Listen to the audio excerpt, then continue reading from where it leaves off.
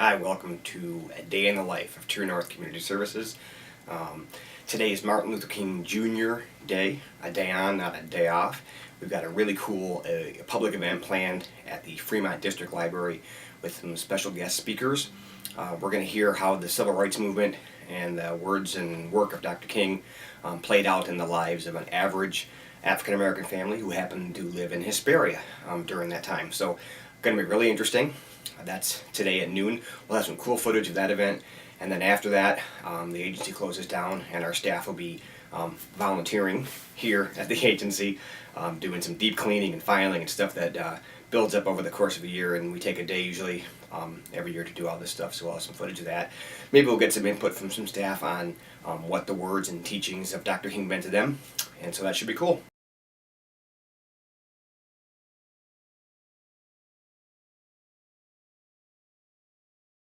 In Caucasian and African American people, there was no difference there, and they was raised up like that, so it made it easy. I didn't teach them stuff like some children is taught, so I thought I had it pretty good. It's nice to hear. Yeah. And as I was driving up the road, there was Mama.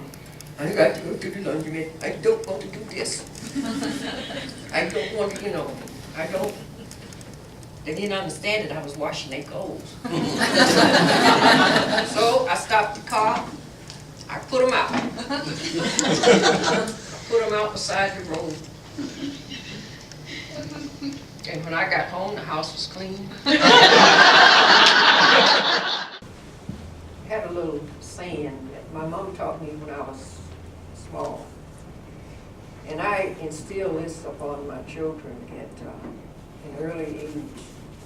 And it went like this. It says, if a task is once begun, never leave it until it's done. Be the laborer, great or small. Do it well or not at all.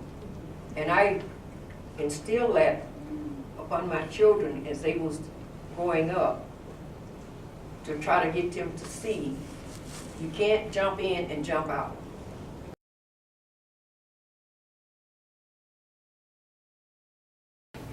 And that movement just reinforced what I already felt. Right. And that was not hard for me to deal with. It was just something that was already within me that I could just build on and keep going. Now, for me, Martin Luther King movement was back in the 60s and 50s when it was on. I was working at the co-op in Fremont. Mm-hmm. And that was not a popular subject at that time. But if understood what he was trying to preach and what he was saying, he was just bringing a reminder of things to come. And I look at Martin Luther King in that way. It's coming about is to awaken our people. See, what the problem with the African American today, I know a lot of you want to know why he have accepted the condition that he's in. That's his fault. He accepts it. I do not accept nothing. If you got it, I'm gonna get some.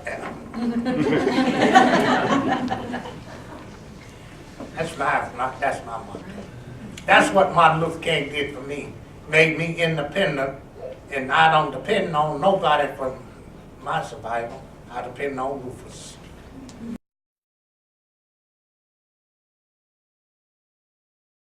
Well, personally, I think that my grandchildren has too much. And I think that's wrong. They need to learn to work and earn it, learn to do without, and make it. It's kind of, to me, it's kind of simple as that. Well, Chris, I think we're still working on that stair step. I see my grandchildren, as they have so much potential.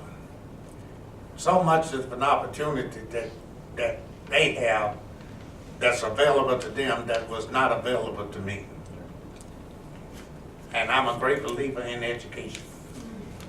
You got to have a knowledge of, got to have a knowledge of this world to compete.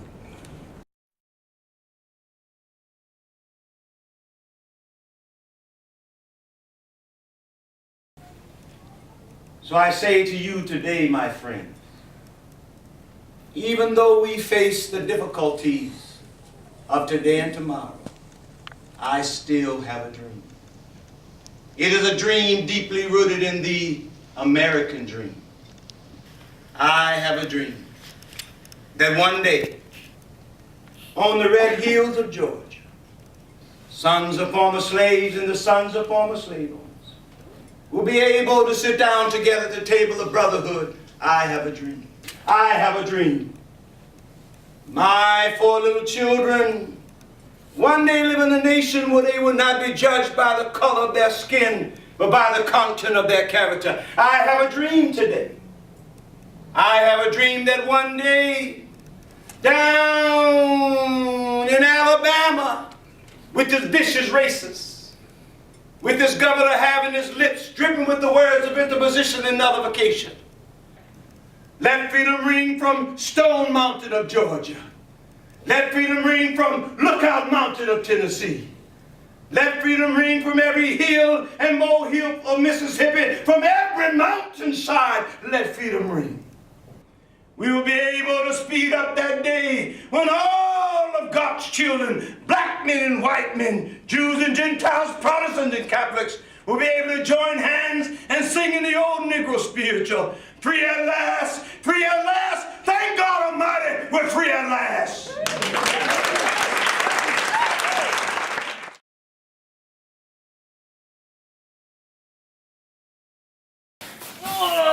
Oh, here's the boss lifting heavy boxes. Awesome.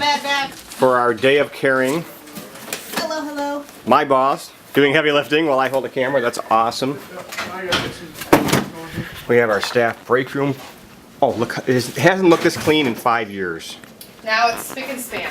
Here's the aftermath of the kitchen. That's probably 3/4 clean, 3/4 done, maybe. Looking spotless and shiny. So what did you guys think of the Martin Luther King Day stuff today? I enjoyed the stories that, Rufus and Annie? yeah, they were great. They did a really, really nice job. So yeah, I think it was very good overall. Yeah. Do you remember anything about it? No. It wasn't, your parents didn't talk about it? It wasn't on the news? No? Literally, did they know they were going to have 2 black granddaughters? Well, we had a busy day here. We had a really cool event at the library today. Did some cleaning here. What did you do for Martin Luther King Day? Comment below. Tell us what you did.